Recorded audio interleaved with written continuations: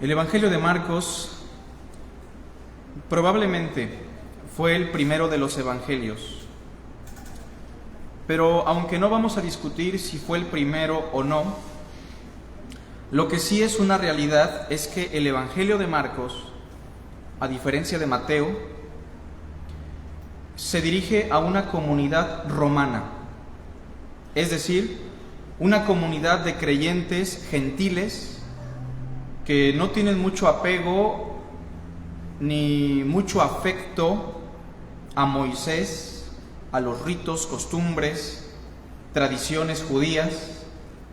Y Marcos, dirigiéndose a esta comunidad y recordándoles o enseñándoles lo que hizo Jesús de Nazaret mientras estuvo en este mundo, se preocupa por explicarle a esta comunidad aquellos aspectos que tal vez Mateo no le tiene que explicar a los judeocristianos, porque vienen de ese contexto judío. Pero la audiencia de Marcos necesita aprender y necesita saber a profundidad qué es lo que se vivió en tiempos de Cristo. Y el capítulo 7 aborda un asunto interesante que va a ser de mucha bendición e impacto para nuestra vida, porque Cristo trata con la problemática del dogmatismo religioso. Y de eso vamos a reflexionar, el problema, la problemática del dogmatismo religioso. Si hubo personas a las que Cristo condenó, tenga por seguro que no fueron ni los publicanos, ni las rameras, ni la gente más desviada.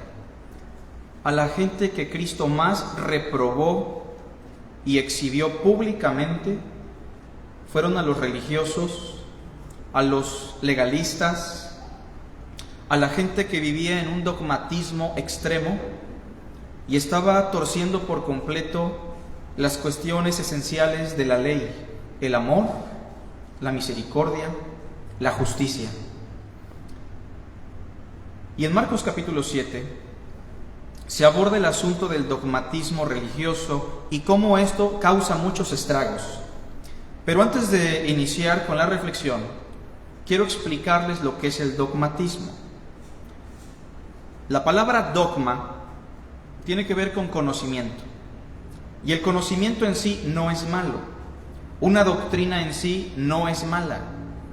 Pero cuando el dogma se convierte en una filosofía o en una tendencia en la cual asumimos principios o doctrinas de un modo absoluto y tajante, sin admitir cuestionamientos, es entonces cuando se convierte en un dogmatismo. Cuando somos rudos, extremos, y no admitimos que nuestra tradición, nuestras costumbres o nuestras prácticas probablemente están mal o probablemente no son necesarias. El dogmatismo tiene que ver con ese legalismo por el cual defendemos cosas que ni siquiera Dios defiende, por el cual imponemos cosas que Dios no colocó, por el cual creamos situaciones, mandamientos, tradiciones que no vienen propiamente en la ley de Dios. Y entonces una persona dogmática es una persona que simplemente está repitiendo lo que ha escuchado sin tener conciencia de lo que Dios dice propiamente. Una persona dogmática es aquella que no come algo porque alguien le dijo que no lo coma, que viste de una forma porque alguien le dijo que vista de cierta forma, que se limite a ciertas cosas porque alguien se lo dijo, porque la tradición, la denominación, el sistema teológico, la confesión de fe, el catecismo, así lo dice. Y aunque eso no es malo, cuando eso se convierte en un dogmatismo, puede dañar la vida de los que están a nuestro alrededor. De hecho, es muy probable que muchos jóvenes, que ahora ya son adultos jóvenes, no asistan a la congregación, no tengan contacto con Cristo ni con la palabra porque tuvieron padres dogmáticos que les prohibieron cosas externas al corazón porque ellos pensaban, por su dogma y por su tradición, que eso dañaba o contaminaba el corazón del joven. Y lo único que lograron fue que estos jóvenes se alejaran por completo de Dios, por su tradición, por su dogma. Y ahora el capítulo 7 tiene que ver con ello. Cristo tiene que lidiar con los legalistas, con la gente dogmática de la época, con un dogmatismo religioso. Y Marcos, el evangelista, quiere que la gente de la comunidad romana, la audiencia de Marcos, tenga muy en claro este asunto. Se juntaron a Jesús los fariseos y algunos de los escribas que habían venido de Jerusalén, los cuales, viendo a algunos de los discípulos de Jesús comer pan con manos inmundas, esto es, no lavadas, los condenaban o los censuraban. Porque los fariseos y todos los judíos, aferrándose a la tradición de los ancianos, si muchas veces no se lavan las manos, no comen. Y volviendo de la plaza, si no se lavan, no comen.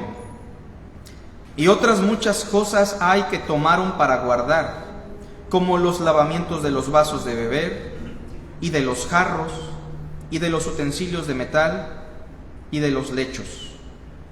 Le preguntaron pues los fariseos y los escribas: ¿por qué tus discípulos no andan conforme a la tradición de los ancianos, sino que comen pan con manos inmundas? En esta primera sección, si se dan cuenta, a diferencia de Mateo, Marcos como que explica de manera detallada en qué consistía el dogmatismo de esta gente religiosa. Y es natural porque la audiencia de Marcos es una comunidad gentil que no conoce mucho de las tradiciones judías. Pero aunque es una comunidad gentil, Marcos quiere librarlos también del dogmatismo religioso. Ahora bien, en el pueblo hebreo, sobre todo en la ley de Moisés, en el libro del Levítico, hay una sección donde se nos habla del rito de la purificación de los judíos.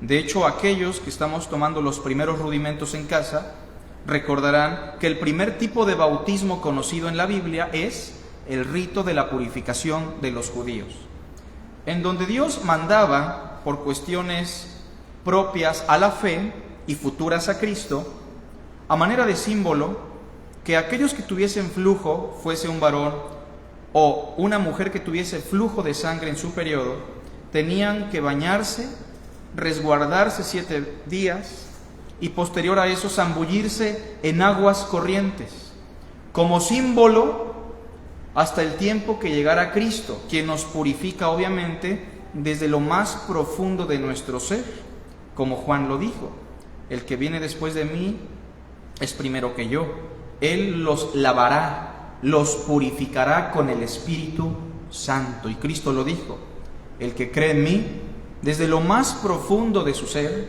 correrán ríos de agua viva. De manera que el rito de la purificación y la ley eran un símbolo hasta el tiempo de reformar todas las cosas. Bueno, el problema no es ese. El problema es que los fariseos y los escribas, aunque se ven obligados a guardar la ley porque aún siguen bajo ese pacto, ellos al mandamiento de la purificación le añadieron otros principios, otros mandamientos, tradiciones, con una buena intención. Los ancianos de Israel nunca tuvieron la intención de dañar a nadie, probablemente, pero al añadirle al mandamiento de Dios, al colocar una tradición, al formar un sistema teológico de purificación, ellos estuvieron ignorando otros aspectos. Por ejemplo, si leemos el capítulo 7, en el versículo 3, se nos dice que la tradición de los ancianos, a la cual se aferraban los religiosos, consistía en lavarse muchas veces las manos.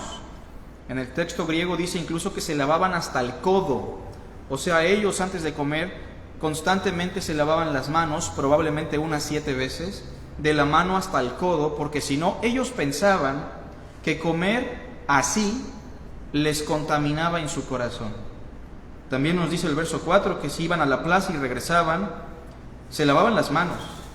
Y muchas otras cosas hacían constantemente para guardar, como lavar los vasos, los jarros, los utensilios, los lechos. un montón de tradiciones que se convirtieron en lo que llamamos dogmatismo. Y yo pregunto, ¿era una mala intención la que tenían los ancianos? No, pero eso no significa que estuviese bien. Muchas veces vivimos aferrados a un dogmatismo religioso de una denominación, probablemente de una confesión de fe, probablemente de una época del cristianismo, y tenemos que entender que el dogmatismo trae problemas, a la larga trae problemas. Así que, hablando de estos problemas, destaquemos cuáles son unos de los problemas visibles del dogmatismo. Sigamos leyendo, versículo 6.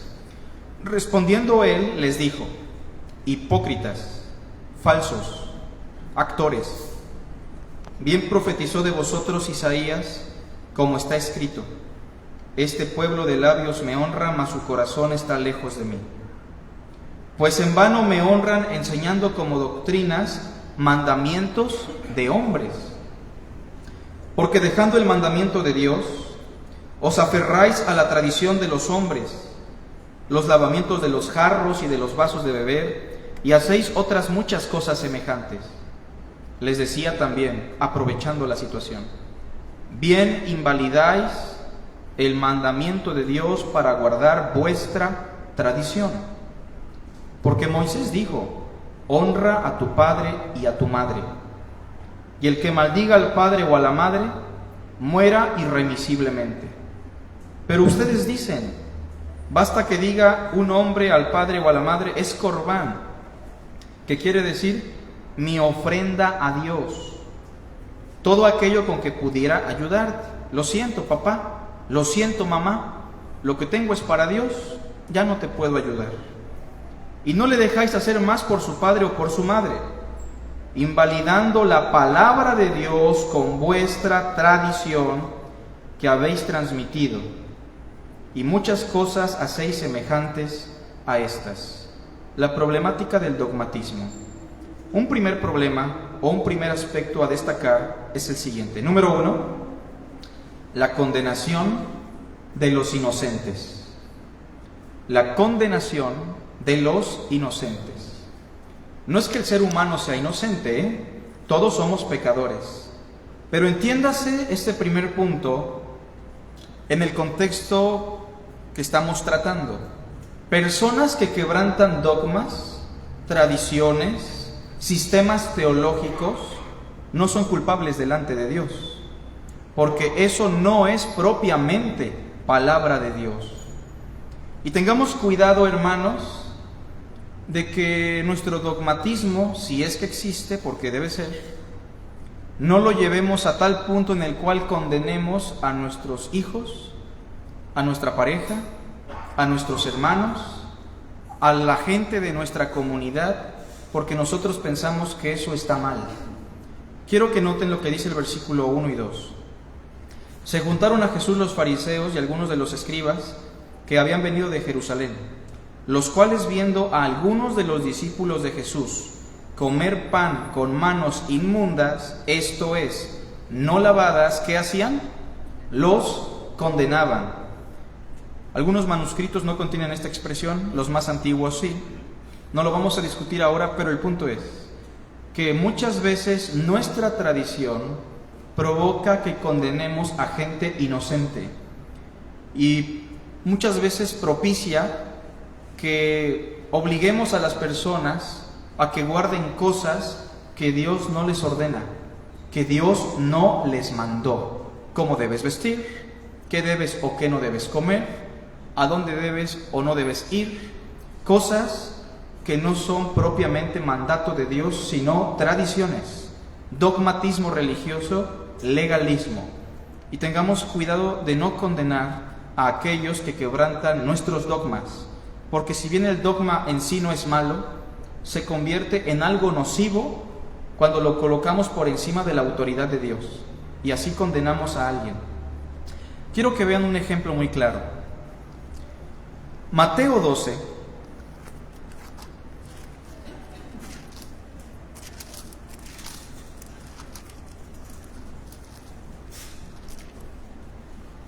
versículo 1 en adelante, nos da un ejemplo muy claro de esta situación. Dice así: en aquel tiempo iba Jesús por los sembrados en un día de reposo, y sus discípulos tuvieron hambre y comenzaron a arrancar espigas y a comer. El día de reposo era un día importante para el hebreo. El día sábado se guardaba con ciertas reglas, con ciertos parámetros, y lo que Dios prohibió en la ley fue trabajar en el día de reposo, hacer algo cuando nuestra función era adorar a Dios y descansar en Dios. Que el día de reposo ha llegado a su vigencia, claro, porque Cristo es nuestro reposo ahora, y Él está por encima del día de reposo, pero en ese momento ellos se ven obligados aún a guardar la ley. Sin embargo, la ley nunca prohibió en ningún lugar que no buscásemos el sustento si es que teníamos hambre en ese día. Porque acuérdense, hermanos, que la esencia de la ley según Cristo es la justicia, la misericordia, el amor. Pero los judíos, los ancianos, habían desarrollado también otros mandamientos agregados al mandamiento del día de reposo. Verso 2. Viéndolo, los fariseos le dijeron: he aquí tus discípulos hacen lo que no es lícito hacer en el día de reposo. Noten cómo es la gente dogmática. El dogmático ya no puede distinguir entre el mandamiento de Dios y sus tradiciones. El dogmático ya no puede distinguir entre el mandamiento de Dios y su sistema teológico, entre la palabra de Dios y su confesión de fe, entre la palabra de Dios y sus reglas de denominación. Ellos piensan que la tradición de los ancianos es equivalente al mandamiento del día de reposo. Pero Él les dijo, verso 3, ¿no habéis leído? ¿A qué va? A la Escritura. Reflexionen. ¿No han leído lo que hizo David? Sí, el rey David. Cuando él y los que con él estaban tuvieron hambre, ¿cómo entró en la casa de Dios y comió los panes de la proposición? Que no era lícito comer ni a él ni a los que con él estaban, sino solamente a los sacerdotes. Y pregunta, ¿Dios condenó a David? ¿Dios lo reprobó? No, porque entiéndase algo, que por encima del mandamiento, por encima de la ceremonia, la esencia de eso es la misericordia, el amor, el espíritu detrás de la letra, la justicia. Y en el versículo 5 dice: ¿o no habéis leído en la ley cómo en el día de reposo los sacerdotes en el templo profanan el día de reposo y son sin culpa? Pues os digo, verso 6, que uno mayor que el templo está aquí. Yo soy superior al templo, dice Cristo. Y si supieseis qué significa, todos juntos, misericordia quiero y no sacrificio, no condenaríais a los inocentes. El dogmatismo produce, condena a la gente inocente. Jóvenes que no pueden vestir de cierta manera, prudente incluso, meramente porque el dogmatismo dice que una prenda es la adecuada, que un color es el adecuado. Jóvenes que no pueden asistir tal vez a un cine, a un circo, a un parque, porque el dogmatismo dice que eso los va a contaminar. Y lo digo meramente porque el problema de nuestra comunidad a la fecha en el cristianismo tiene que ver con eso, con generaciones que ya no buscan de Cristo, por culpa de padres, pastores, maestros, hermanos, diáconos, que han implementado un dogmatismo religioso condenando a los inocentes. Deberíamos condenar lo que de veras es condenable, pero no aquellas cosas que Dios no condena. Así que en primer lugar, el dogmatismo busca la condenación de los inocentes muchas veces. Regresando a Marcos, capítulo 7, me sorprende a mí que el mismo cristianismo ha caído en esto del amor al dogmatismo, amor a los sistemas, amor a las tradiciones, cuando tenemos la palabra de Dios más segura. Sin embargo, muchas veces ese gran celo por el dogma nos lleva a otro gran problema. Número 2, no solamente condenamos a los inocentes, sino que el segundo problema del dogmatismo religioso es que empezamos a exaltar la exterioridad por encima de la interioridad. ¿Se entiende? Cuando decimos que lo externo tiene más valor que lo interno. Cuando le damos un mayor valor a las apariencias, a la fachada y no al corazón. Vean lo que dice el capítulo 7, versículo 5.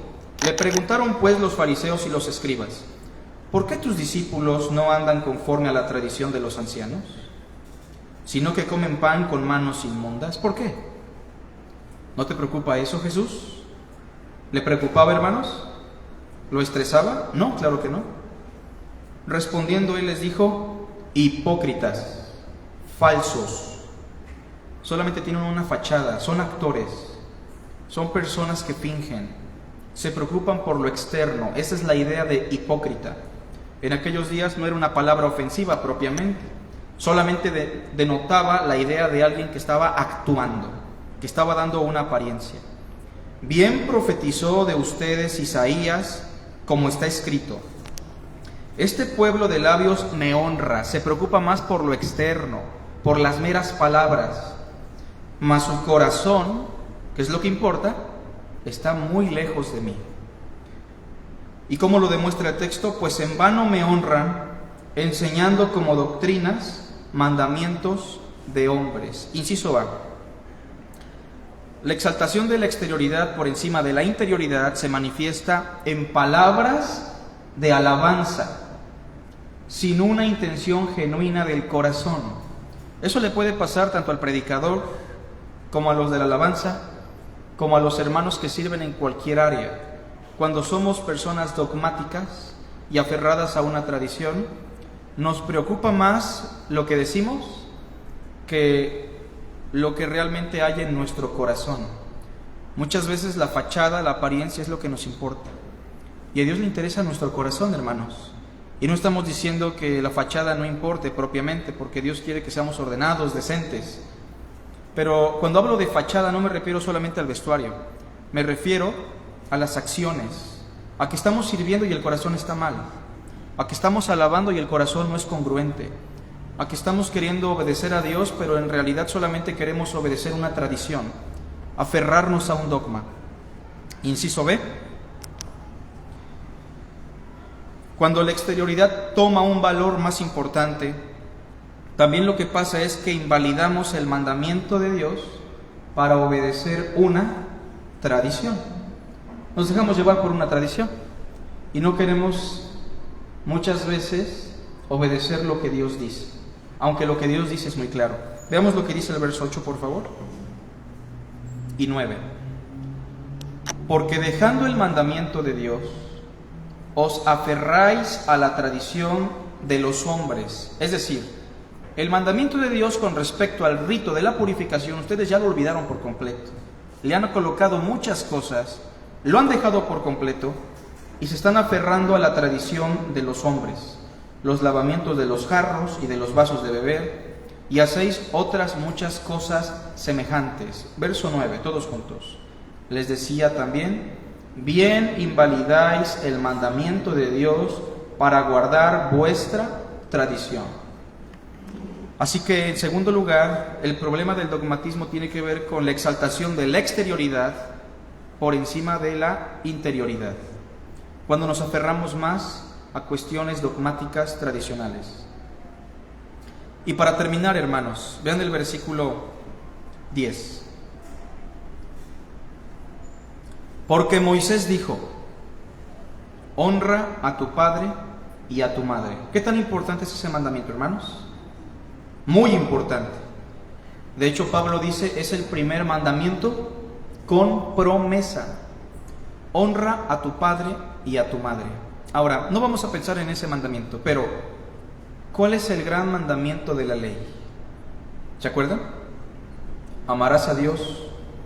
El primer mandamiento en valor, ¿cuál es? Amarás a Dios con todas tus fuerzas, con toda tu mente, con todo tu corazón. Y el segundo es similar. En el texto significa es de la misma naturaleza. Amarás a tu prójimo como a ti mismo. De estos dos mandamientos, dijo Cristo, cuelgan toda la ley y los profetas. como si el amor a Dios y al prójimo fuese el tendedero donde los demás mandamientos hayan cabida. De otra manera, no habría razón de ser. Así que, teniendo eso en mente, ellos enseñaban, los ancianos, verso 11, que no era necesario honrar a los padres propiamente, que si tenías un dinerito para dárselo a tus papás, que tú le dijeras a tu padre o a tu madre, ¿sabes qué? Este dinero es corbán, o sea, está consagrado a Dios. Yo te lo podía dar a ti, papá, mamá, yo sé que lo necesitas, pero ¿sabes qué? Se lo voy a entregar a Dios, porque Dios es más valioso, ¿sí o no? Sí, Dios es más valioso, pero lo queremos honrar de acuerdo a un dogma que Él no nos ha dado. Así que, en tercer lugar, el dogmatismo nos lleva a la deformación del amor a Dios. La deformación del amor a Dios. Amar a Dios, hemos dicho, es semejante a amar al prójimo. Eso es lo mismo básicamente. Amar a Dios es amar al prójimo. Amamos a Dios cuando amamos a nuestro prójimo. De hecho, de estos dos mandamientos hemos dicho, cuelgan todos los mandamientos de la ley. Esto Cristo lo enseñó en Marcos 12, notemos con atención. Versículo 28.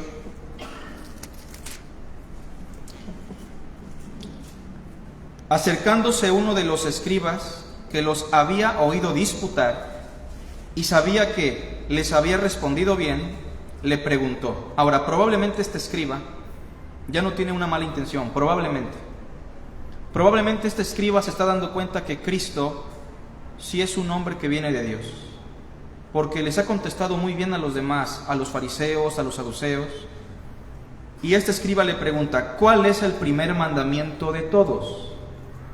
Recordemos que el primer mandamiento no aparece en Éxodo cuando se da el pacto, pero en Deuteronomio es cuando Moisés quiere dejar muy en claro que el gran mandamiento es este, verso 29. El primer mandamiento de todos es: oye Israel, el Señor nuestro Dios, el Señor uno es. Y amarás al Señor tu Dios con todo tu corazón, y con toda tu alma, y con toda tu mente, y con todas tus fuerzas. Este es el principal mandamiento. 31, todos juntos. Y el segundo es semejante, o sea, el segundo es de la misma naturaleza. Amarás a tu prójimo como a ti mismo. No hay otro mandamiento mayor que estos. Pero el dogmatismo muchas veces lo que provoca es que se deforme el amor a Dios. Y pensamos que amar a Dios es ofrendar a Dios en el templo como los ancianos, descuidando a las personas necesitadas a las cuales sí debemos apoyar, como serían nuestros padres, no importando quiénes son nuestros padres, como sería apoyando al huérfano, a la viuda. Y no estamos diciendo que no le debamos ofrendar a Dios en el templo o en la iglesia en este contexto del nuevo pacto, pero lo que estamos diciendo es que no podemos quebrantar un mandamiento para cumplir una tradición meramente.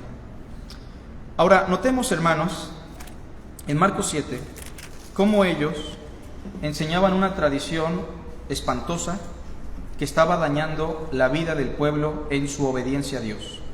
Verso 10. Porque Moisés dijo, honra a tu padre y a tu madre, y el que maldiga al padre o a la madre, muera irremisiblemente. Ahora, pregunto yo, ¿cómo nos enseña Jesús que se cumple este mandamiento? ¿Cómo honramos a nuestros padres? ¿Cómo, hermanos? Quisiera escucharlos. ¿Cómo los honramos? Según Jesús.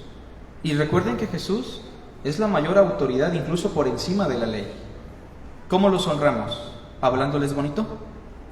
¿Visitándolos? No. Jesús nos enseña que honrar a los padres consiste, aunque se escuche un poco duro, en sostenerlos económicamente, de acuerdo a nuestras posibilidades. Pero honrar a los padres para Cristo se reduce a eso: proveer, cuidar, sostener. Honrar a los padres no solamente es no faltarles al respeto.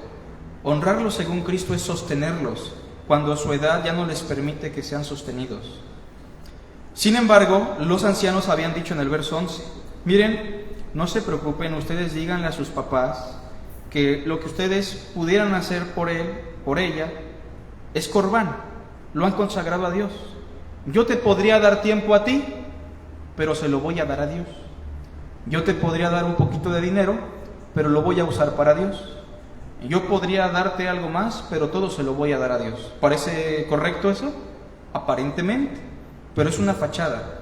Eso ya es dogmatismo. Y dice el versículo 11 al final, es mi ofrenda a Dios todo aquello con que pudiera ayudarte. Y no le dejáis hacer más por su padre o por su madre, todos juntos, invalidando la palabra de Dios con vuestra tradición que habéis transmitido. Y muchas cosas hacéis semejantes a estas. Reflexionemos hoy sobre nuestra condición.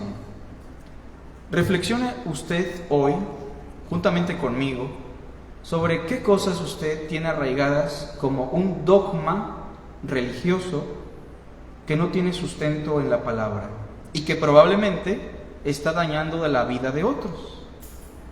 Hay dogmas muy extremos que llevan incluso a la muerte, como aquellos que dirán, pues no puedes recibir sangre de otra persona porque eso es pecado, es dogmatismo, y esto muchas veces se traduce en la muerte de un inocente.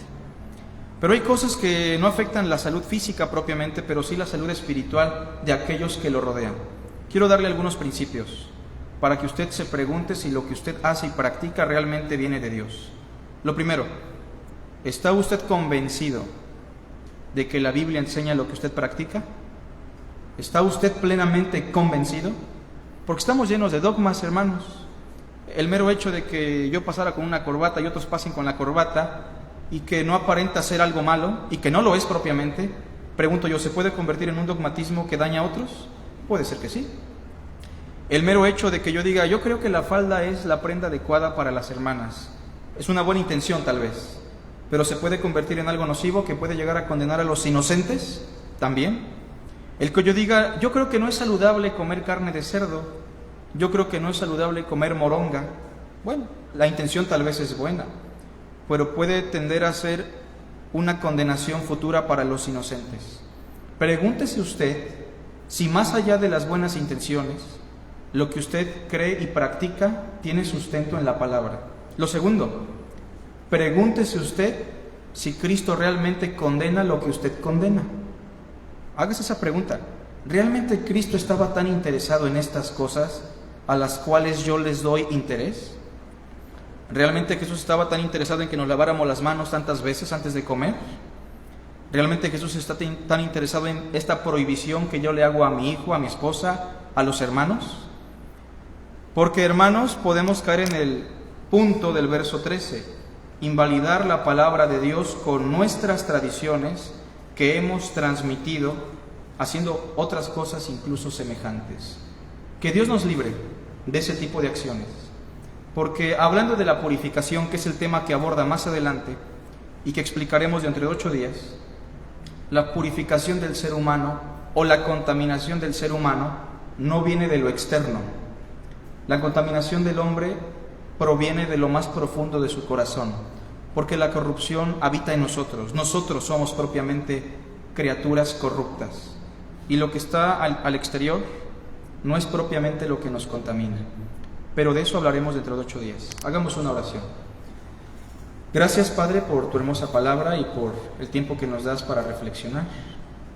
Perdónanos si muchas veces nuestro dogmatismo nos ha llevado a dañar a otros, a quebrantar tu palabra y a vivir en una fachada. Ayúdanos a amarte y amar al prójimo como tú lo deseas, como Cristo lo hizo. Y te rogamos, Señor, que lo que resta de nuestro servicio sea de mucha bendición para todos. Te lo rogamos en Cristo Jesús. Amén.